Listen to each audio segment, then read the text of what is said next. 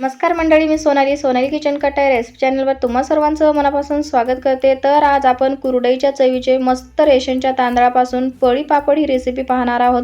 त्यासाठी 1 किलो रेशनचे तांदूळ घ्यायचे, 3 दिवस भिजायला ठेवून तिसऱ्या दिवशी मिक्सरला एकदम बारीक वाटून हे रात्रभर पीठ ठेवून द्यायचं आणि चौथ्या दिवशी अशा पद्धतीचा चीक निघतो तो मोजून घ्यायचं। जेवढं चीक आहे त्याच भांड्याने 3 भांडे पाणी घ्यायचं आणि त्यामध्ये चवीपुरतं मीठ, तीळ टाकून उकळी आल्यावर हे चीक टाकून छान प्रकारे हटवून घ्यायचं। एकदम चकाकी येईपर्यंत हे पीठ हटलं पाहिजे, त्यामुळे आपले पापड खराब होणार नाहीत आणि असे जाडसर आपल्याला पळी पापड टाकून घ्यायचे आहेत। हे पळी पापड छान असं उन्हात 2 दिवस कडकडीत उन्हात वाळून घ्यायचे आहेत आणि आपले पळी पापड तयार झालेले आहेत, एकदम काचेसारखे दिसत आहेत।